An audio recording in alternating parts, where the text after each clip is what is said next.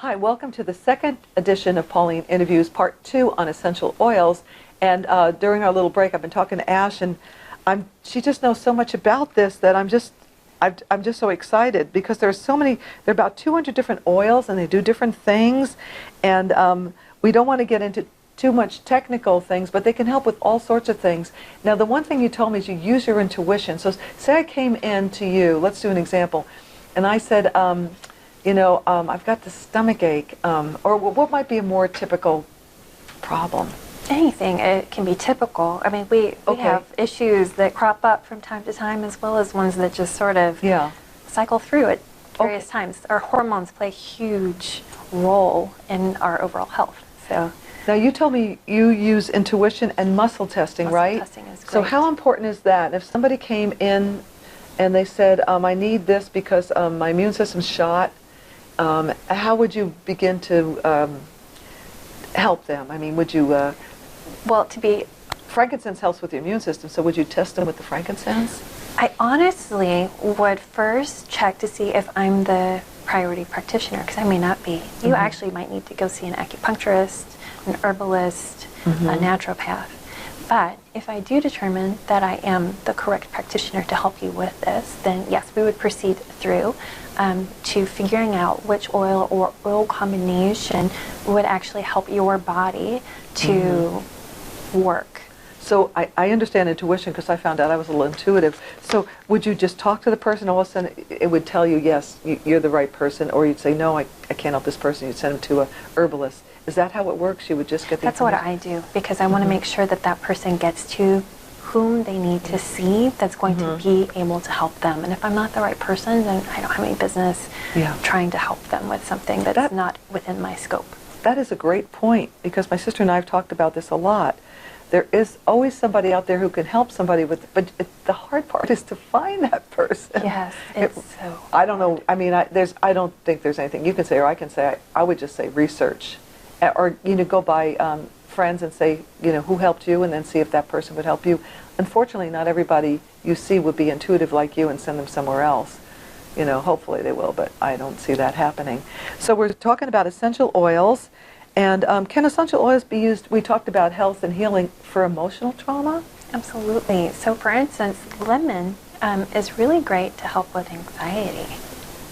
And lavender, so they're antidepressants.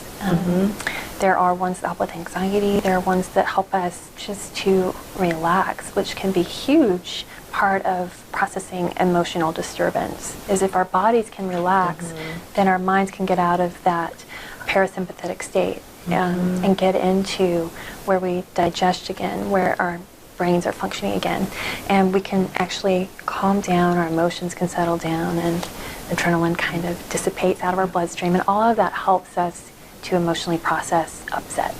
Because I'm thinking about, when people hold trauma in their body, and they might not remember exactly what the trauma was. It might start from childhood, or even we're open-minded before another lifetime.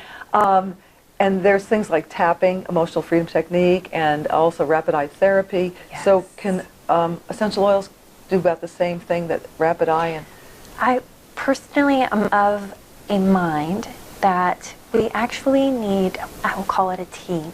So if we have had trauma, honestly, in my opinion, we need therapy, we need physical, and we do need sometimes and often items that help us get into relaxation, because when we get into relaxation, that we're finally able to process through the trauma and start to heal the hurts internally, which is mental, emotional, and physical. It all comes together. And depending upon the level and amount, we need a big support network to get us through that. That makes a lot of sense about relaxing. It does. If you're relaxed, then you can use the therapies that you're working with. That makes so much sense. Now, we did talk about, you also do use crystals. And I asked you if crystals increase the potency, but you said no, they work some other way. So do you want to pick out an essential oil and a crystal and tell me how you might use them together? Well, for instance, this is a bloodstone. Bloodstone? Oh, yeah. So okay, we'll hold it so Phil can see it in your hand. It's a blood purifier. Oh. So is how one of it works. It's really great for liver, kidneys, all that stuff, to clear out. So the way crystals work is they conduct electricity. So for instance, a lot of our technology, our computers, phones, our quartz watches would not work without crystals. So they conduct electricity. So depending upon their internal atomic lattice structure, that depends on how they absorb, hold, release, or block energies. So when we use crystals, they work on our bodies in a slightly different way, which is how they handle the energies of our bodies, than essential oils, which we take in differently. Like the skin is our largest body organ. So we absorb that, and there are chemical synapses as well as electrical synapses between our dendrites, the axons, the nerves in our body. So we, for instance, can have choline will interrupt the body's muscles from contracting, which you can't move your arm if your arm can't contract. So it actually binds at those neuromuscular transmitter sites and prevents that. But the way essential oils work is we absorb them, and they have the ability to help us with chemical issues. So as well as other things. So toxins? All kinds of things. So it can help us detox. Absolutely. For instance, lemon is wonderful for liver, hepatic function. So in the morning, because at night our liver, actually our body clock, we process different things throughout the day. So the liver at about, I cannot remember exactly, so forgive us, 2:30 or 3:30, the liver is actually processing. So when we get up in the morning, before we have coffee, a large glass of water with a nice squeeze of lemon is really great for I do that every morning. Clean our liver. But what about, I add apple cider vinegar too? I don't, so I would encourage you to research, but apple cider vinegar is wonderful for your skin and your hair. But internally, they actually have discovered recently that it actually does not really do.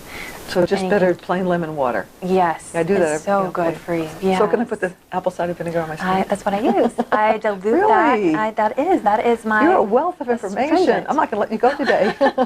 You put it on your hair and your Really? scalp. It actually will, if you pour on your hair, let it sit for 10 minutes and takes all the buildup off. It's really great treating dandruff. How did you learn all this? This is amazing. I read. Yeah. I love, there are people that have actually done all the legwork, all these scientists and just so you're plethora reading, of, there's a lot of information. It's amazing. And so just reading, and my daughter, when she was younger, turned out to be incredibly, horrifically allergic to mosquito bites. We ended up in the doctor's office. She had red swelling blister and red lines going up her body from a mosquito bite.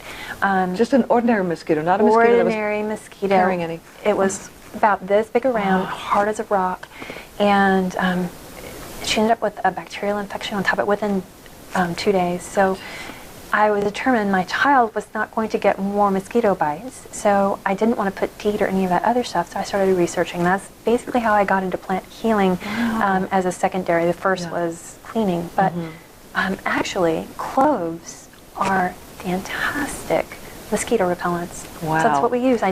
There's so much to it. And you just mentioned cleaning, too. You can use herbs for cleaning. I do. I actually use vinegar, just white vinegar, diluted, and I like to smell nice, plus orange oil is good. So I put a dilution of orange vinegar and some water in a spray bottle, and that's what I mop with. I clean my bathrooms. I do. I use vinegar and water to clean. I just like it to smell nice. So. Oh, I don't care if it smells, just I don't want to have a smell either.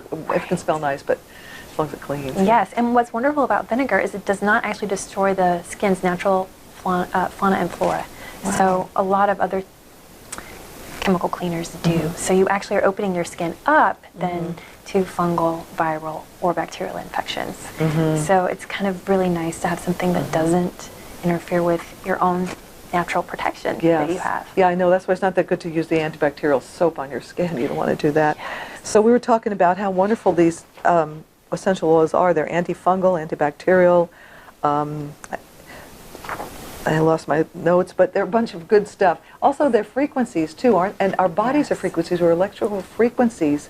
So that's why they also help us, because each oil has a frequency. How does that work? Absolutely. Everything is frequency, which Yeah. just means vibration. And energy, yeah. Yeah, that's it. Energy is vibration. So hertz, we measure everything in hertz. Everything from individual body parts. So our heart is 1.2 hertz, if I recall correctly. The earth has a vibration. Yeah. Our skin, our whole body as a whole. Music is vibration. Yes.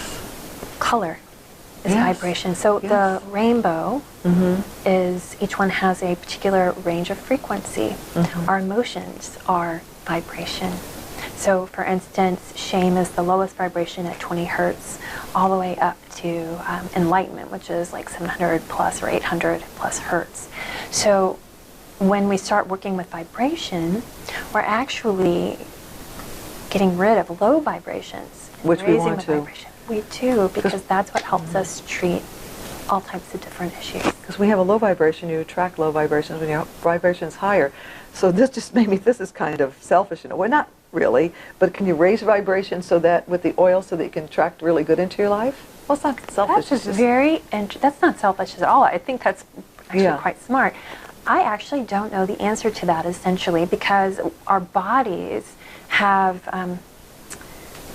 vibrations based on our emotions that constantly change. We can cycle through hundreds of emotions in a day, and our own emotional stability can be like a roller coaster. You know, you've had those days where you've had ups and downs, right? So all of that affects our vibration. However, when you get into a state of relaxation, deep breathing and everything, you're more stable, right? So I think probably there's no one thing. I think there's probably many things. Many things, Yes, for sure. Yeah. Well, if you stay healthy, you're happier, and your vibration does raise up a bit. It does. Yeah, and I think absolutely. it's not. I shouldn't say selfish, because when you're in a higher vibration, you're a nicer person because you're a happy person. Plus, I think you help raise the vibration of the world. You know, I've mentioned this before. One of my favorite authors is Lynn McTaggart, and she did the intention experiment where people did, you know, intentionally think good thoughts to change things that were going on. And It's true, but I would see that pairing that together with emotion is where you're right, where you really hit the road and get going. So yeah, no, it's very true.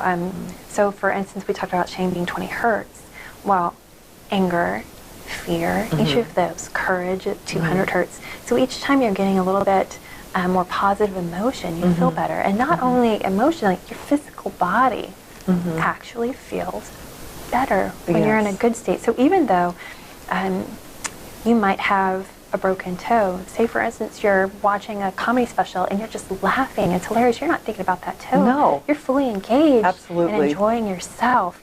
You're happy in that moment. And then when you're done with it, oh, my toe hurts, right? So there are all many different ways to process and change vibration and do different things with yourself. I've had a pinched nerve, but I was on the stage singing with my partner, and I forgot I had a pinched nerve. But you know, I was doing something I loved, which I think is a spiritual thing, and and then when I stopped, ouch. Yes, right. But I know exactly what you mean, because I've experienced that. So I think, is there anything else you want to add, and then we'll summarize, because there are important things about essential oils we want to point out to people before they start using them. Do your research. Yes. First and foremost, I would say that find a good quality brand. Good quality, yes. Make sure you understand what oils are safe and in what format. So some oils you can direct inhale. Some you want to diffuse, but you want to make sure you limit the length of time. You want to make sure you're using the correct proportion of water to oil. Some you massage in your body. Right. Some you can put in your bath. Right. All many different things. Some you can actually take. Yes. You can actually, look, I've done this. You run out of an herb. I've actually put the essential oil in my cooking, and it works just Oh, fine. really? Yes. Well, you told me about something I can make, and I'm going to give that a go. Yes. Also, now this they can research, but the one thing I'm not concerned about, but like you said, everybody's chemistry is different.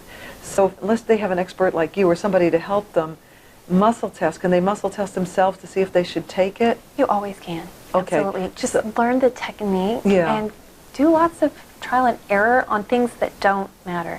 And you can even, because people have been doing this forever, it's how we learned about plants, do a tiny test patch. Yeah, Make so- sure you dilute it. See how you react or don't react. Yeah. And a very small Bec- patch of skin. Because you want it to heal you, you don't want it to be a Harm, detriment. right. Yeah. So I did Absolutely. cautions, and there are different techniques. How to choose the oil that's right for you. You do muscle testing, or come to somebody like you, or even are there classes? Can you take There are. No, tell us about you have classes, don't you? Tell us a little bit do. about that. The class coming up this weekend is actually... Well, this is going to play a little later. is. So, But so we'll be something that may be repeating it. ongoing. Okay, tell about it. Yeah, absolutely. It's energy wellness. It's about getting in touch with your body. So it's the first part. And it's about the vagus nerve. It's about how our body communicates with us and beginning to tap into that. So that's the first part. The next one is February 14th, and that's nurturing your wellness. And that's where we actually start about specifics. So learning to massage your feet, because our feet have nerve nexi that connect to different body parts, to the different organs. So respiratory, digestive, circulatory, reproductive, all of those are represented along with the brain. So the pituitary, pineal, and thyroid, all of which play very important roles in our body's health. And so when we massage those areas, we're moving blood plasma, interstitial fluids, and lymph fluids around, which is very good for our health. It actually helps us. And when we apply oils to that area, those can also help as well. Applying with to our your health. feet would be really good, wouldn't Absolutely, and you can apply those without actually needing to dilute them, whereas in other areas you're definitely going to want to dilute them with like a B6 carrier it? Oh, oil. so on your feet you don't have to loop. Really? Well, we have thicker skin down there. Oh, how do I reach my... I should probably need somebody to do it for me. That would be lovely, yes. Or my husband to put it on my feet. I don't know. Yes, prop your feet up on your husband and say, honey, would you please? I'll do your foot if you do mine. Right? Yeah. What a lovely So, one. This has been great. Thank you. I think that we've learned a lot. We caution people. It behooves them to research this, but essential oils can do so many wonderful things for your body, for your health, for your healing, for your spirit, for your happiness. So check it out. Thanks, Ash. This has been you. great. I've been interviewing Ash Marshall Odell, and Ash is a Reiki master. She works with crystals, essential oils, and she's teaching classes. And we didn't say where the classes are. The Clover Clinic. Here in Here in Newburgh. Clover Newburgh. Clinic here in Newburgh. Yes, ma'am. Okay, we'll put up 2 for you. Thank you so much again for watching another edition of Pauline Interviews. Please tell your friends about us if you like the show. And if you don't say anything. Thank you. Bye.